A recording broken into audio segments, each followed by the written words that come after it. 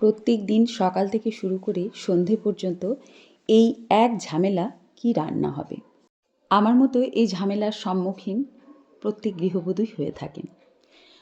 তো আজকেও সেই একই, সন্ধ্যাবেলা থেকে ভাবছি কি রান্না হবে। তো আজকে ডিনারের মেনুটা একটু অন্যরকমভাবে সাজালাম। তো আমি কড়াইশুঁটি, আদা আর কাঁচা লঙ্কা পেস্ট করে নিচ্ছি প্রথমে। আজকে বানাবো কড়াইশুঁটির কচুরি।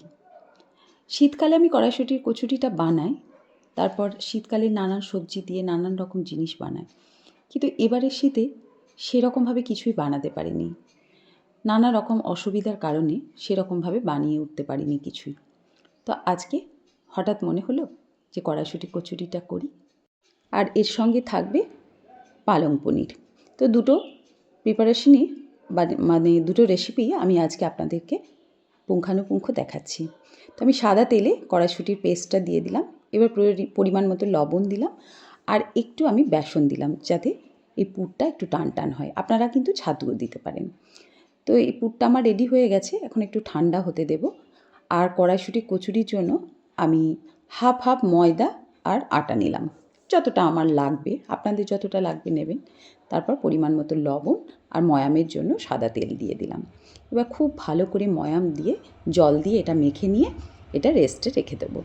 আগে পালং পনিরটা বানাবো, তারপর এটা ততক্ষণ রেস্টে থাকবে, তাহলে খুব ভালো কচুরিটা তৈরি হবে। তো এই মণ্ডটাকে আমি একটু সাদা তেল উপরে দিয়ে ঢেকে ভালো করে রেখে দিলাম। এখন বানাবো পালং পনির। তো ছর্দির বাড়িতে অনেক পালং শাক হয়েছে, তো পালং কিছুটা দিয়েছে আমাকে। পালং শাক খাওয়ার জন্যও দিয়েছে, আবার আমি বলেছিলাম পনির বানাবো সেজন্যও দিয়েছে। তো এগুলো ভালো করে প্রথমে বেছে নিচ্ছি পাতাগুলো, তারপর এটা খুব ভালো করে কিন্তু ধুয়েও নেব। ভালো, কারণ বালি থাকতে পারে, সেজন্য ভালো করে ধুয়ে টুয়ে এখন আমি এটাকে গরম জলে ফুটতে দিলাম। খুব বেশিক্ষণ ফোটাবো না, তাহলে পালংয়ের কালারটা খুব ডিপ কালো হয়ে যাবে। তো হালকা ফুটিয়ে নিয়ে এটাকে আমি ছেঁকে তুলে নিয়ে ঠান্ডা জলে রেখে দেব। ফুটিয়ে নিয়ে ঠান্ডা জলে রাখলে কি হয়, পালংয়ের যে পেস্ট তৈরি করা হয় সেটার কালারটা কিন্তু খুব ভালো আসে। তো আমি ঠান্ডা করে পালংয়ের পেস্টটা তৈরি করে নিচ্ছি।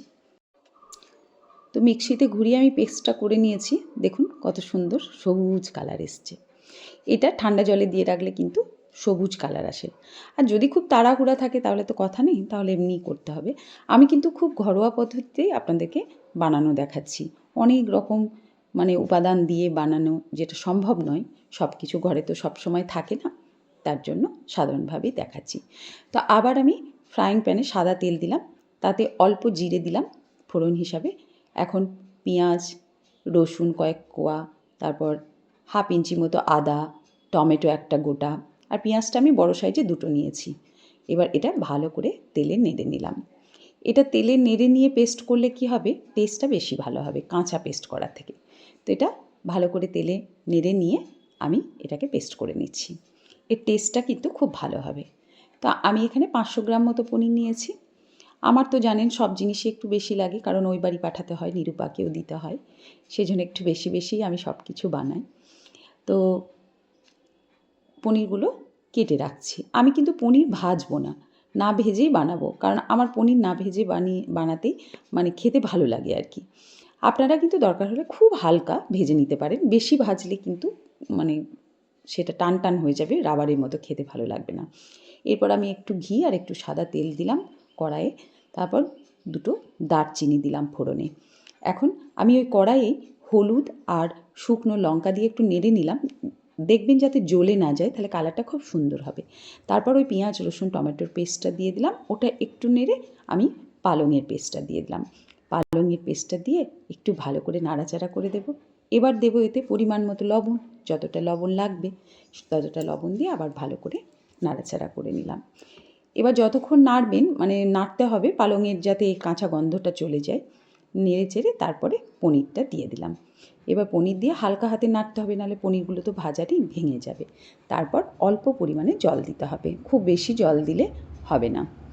আপনারা অল্প অল্প করে জল মেশাতে পারেন। তো জল দিয়ে ভালো করে ঢেকে দিলাম, ফুটতে দিলাম আর কি। তো পনির ফুটে গেছে, এখন এর মধ্যে দিয়ে দেব কসুরি মেথি। কসুরি মেথি কিন্তু দিলে খুব সুন্দর একটা সেন্ট হয়, খেতে কিন্তু দারুণ লাগে। এখানে গরম মশলার থেকে কসুরি মেথি দিলেই ভালো হয়। আর দিলাম 2 চামচ ফ্রেশ ক্রিম। আপনাদের কাছে যদি ফ্রেশ ক্রিম না থাকে দৌড়ে বাজার যেতে হবে না।